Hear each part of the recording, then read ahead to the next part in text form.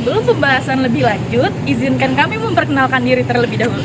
Hai teman-teman, perkenalkan nama saya Intan Ayu Rizky Wardah dengan NIM 2022-0102-069. Nama saya Rita Diki Cahayati dengan NIM 2022-0102-091. Nama saya Kevin Natali dengan NIM 2022-0102-005. Nama saya Dilovita Azara dengan NIM 2022-0102-019. Hi guys, welcome to my channel.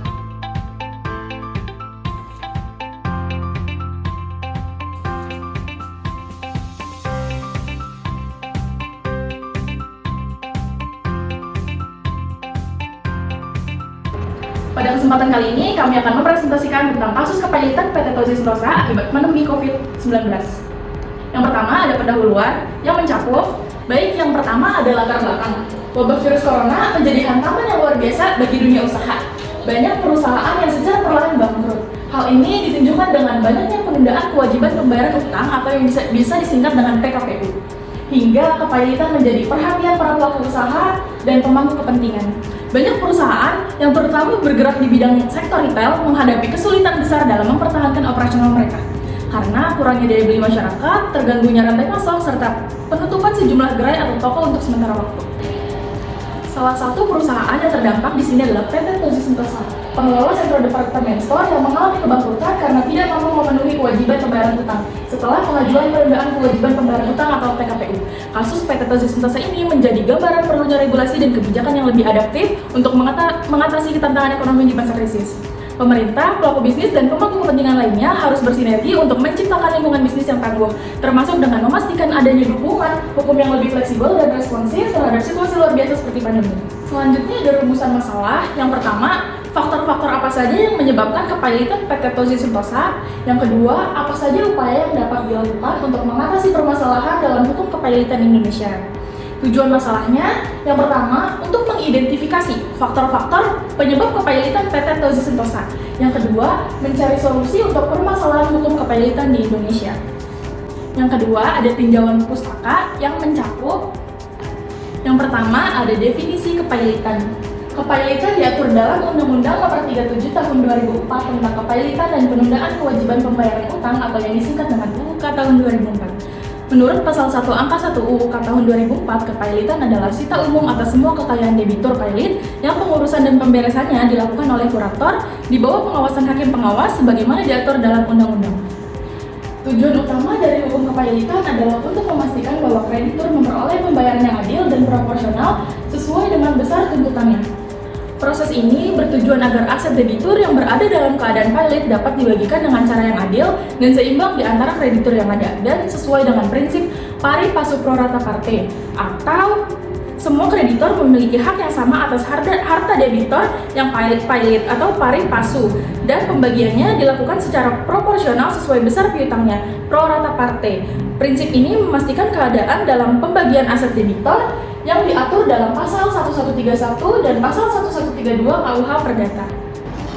Baik, materi selanjutnya ada definisi pengadilan niaga. Menurut Pasal 27 Undang-Undang Nomor 48 Tahun 2009 tentang kekuasaan kehakiman mengatur bahwa terdapat pengadilan khusus dalam sistem peradilan Indonesia yang salah satunya adalah pengadilan niaga. Nah, pengadilan niaga ini merupakan salah satu alternatif penyelesaian sengketa di luar badan arbitrase. Fokus utama penanganan perkaranya itu seputar pembuktian, verifikasi utang, penundaan utang, hak kekayaan intelektual atau haki, dan sengketa kepailitan nih. Untuk proses penyelesaian perkara melalui sistem pengadilan niaga ini dinilai lebih adil, cepat, dan efektif sehingga diharapkan dapat menciptakan lingkungan bisnis yang lebih aman dan lebih stabil. Di slide saya akan menjadi tentang persyaratan untuk dapat mengajukan pailit.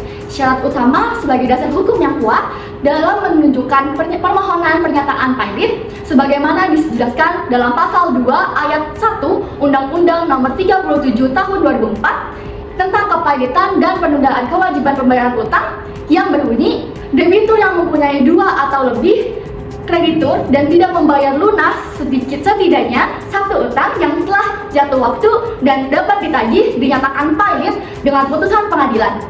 baik atas permohonannya sendiri maupun atas permohonan satu atau lebih krediturnya. Selanjutnya ada proses PKPU. Penundaan kewajiban pembayaran utang atau PKPU adalah mekanisme yang diberikan oleh hukum Indonesia untuk memberikan kesempatan kepada debitur yang mengalami kesulitan finansial untuk menunda pembayaran utang dengan tujuan untuk merestrukturisasi utangnya dan mencari solusi perdamaian yang dapat diterima oleh seluruh pihak yang terlibat. PKPU ini untuk memberikan waktu untuk menyusun rencana pemulihan usaha dan mendapatkan persetujuan dari kreditor. Proses PKPU ini terdiri dari 2 tahap mencakup 1. PKPU sementara. Tahap pertama ini memberikan waktu kepada debitur untuk mengajukan skema perdamaian kepada kreditur. PKPU sementara ini berlaku maksimal 45 hari yang dapat diperpanjang sesuai dengan keputusan hakim atau permintaan dari debitur. Selama periode ini, debitur dapat menundingkan restrukturisasi utangnya dengan kreditur dengan harapan untuk mencapai kesepakatan tentang bagaimana utangnya dapat diselesaikan. Proses PKPU yang kedua adalah PKPU tetap. Jika pada akhir PKPU sementara, kreditur dan debitur tidak dapat mencapai kesepakatan mengenai restrukturisasi utang, maka debitur bisa mengajukan permohonan untuk melanjutkan ke proses PKPU tetap.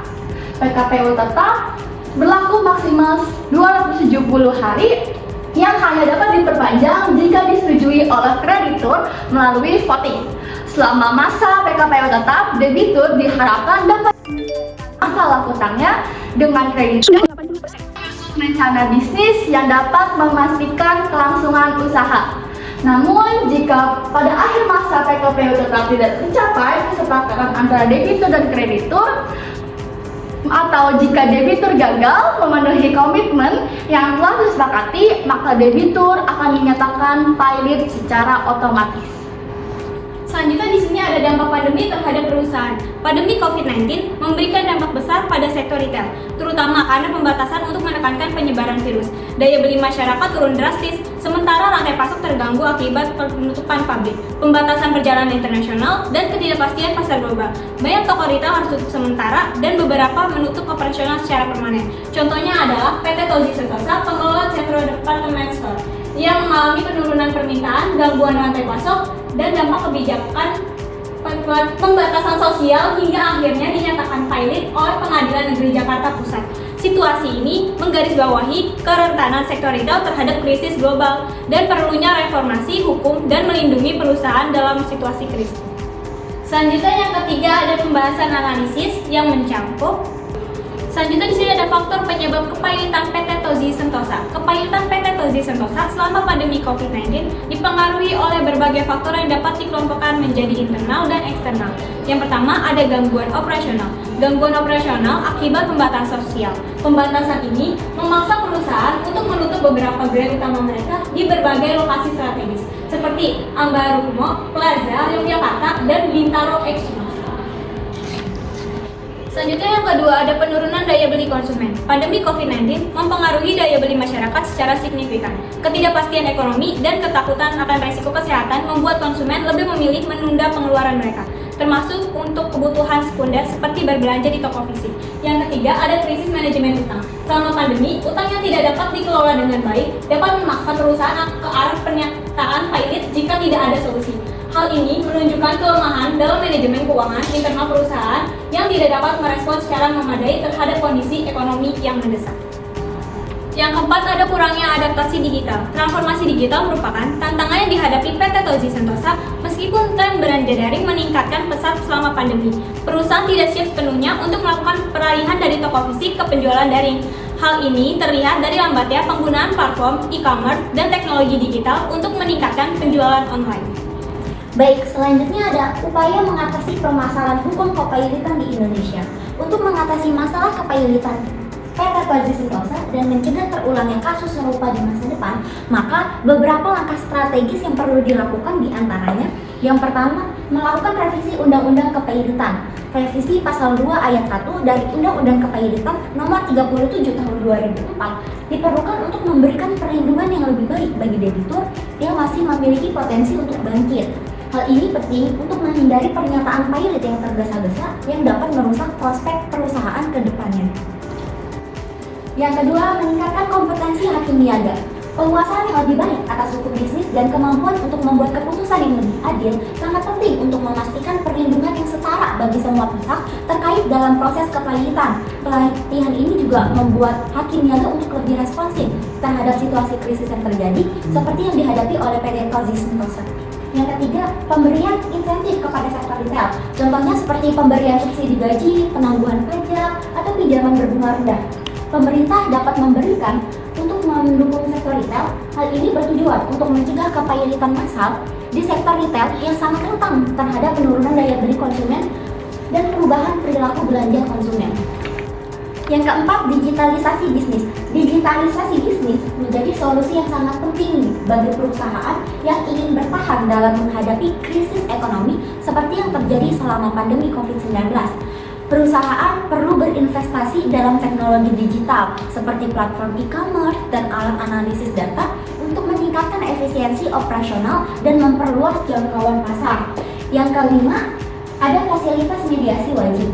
Pendekatan ini dapat mengurangi konflik yang muncul di antara pihak-pihak yang terlibat dan mencegah pernyataan pilot yang terburu-buru. Menurut jurnal hukum Mimbar Justin, mediasi wajib sebelum pernyataan pilot dapat mengurangi ketegangan antara debitur dan kreditur sehingga memungkinkan perusahaan untuk pulih lebih baik. Baik, jadi kesimpulan dari materi ini yaitu pandemi COVID-19 telah membawa dampak yang sangat signifikan bagi ekonomi global, termasuk di Indonesia. Di tengah krisis ini, PT Tozi Sentosa yang mengelola Centro Department Store adalah salah satu contoh perusahaan yang mengalami kesulitan besar yang akhirnya berujung pada kepilitan. Untuk mencegah terjadinya kepilitan yang banyak lagi akibat krisis ekonomi dan untuk mencegah terjadinya kejadian yang tidak terduga seperti pandemi, maka beberapa langkah strategis perlu dipertimbangkan kembali nih. Salah satunya adalah dengan memberikan waktu yang lebih lama dalam proses PKPU atau penundaan kewajiban pembayaran utang agar debitur dapat merencanakan restrukturisasi utang atau mengubah struktur utang yang ada dan mendapatkan kesepakatan dengan kreditur. Selain itu, perlu adanya revisi terhadap Undang-Undang Nomor 37 Tahun 2004 tentang kepilitan dan penundaan kewajiban pembayaran utang agar lebih fleksibel dalam menghadapi situasi darurat seperti bencana atau krisis global yang dapat mempengaruhi kelangsungan operasional perusahaan. Revisi ini juga harus memperhatikan perlindungan terhadap pekerja dan konsumen yang terkena dampak langsung dari proses kepilitan nih. Oleh karena itu, pentingnya melibatkan semua pemangku kepentingan dalam proses penyelesaian kepilitan dengan tujuan agar kepilitan ini dapat diselesaikan secara adil dan tidak menimbulkan kerugian yang lebih besar bagi pihak-pihak yang terlibat, serta menciptakan lingkungan bisnis yang lebih stabil dan terjamin. Baiklah, sekian presentasi dari kelompok kami. Terima kasih kepada Bapak Dr. Andika Muhtar, SHMKM, serta teman-teman yang sudah menonton video ini. Semoga materi yang kami sampaikan bermanfaat untuk teman-teman semua ya. Sebelum penutupan, kami ada pantun buat kalian. Apa itu kan? Ke pasar malam naik odong-odong. Cakep. Jual pion warna biru. Cakep. Kalau ada kata yang kurang, kita sambung di lain waktu. Cakep. Oh iya, maaf jika kurang sempurna, karena yang sempurna hanya milik di atas. Terima kasih sudah mendengarkan video presentasi dari kami. Kalian berhak mendapatkan penghargaan pendengar terbaik. Wabillahi taufiq wal hidayah. Wassalam.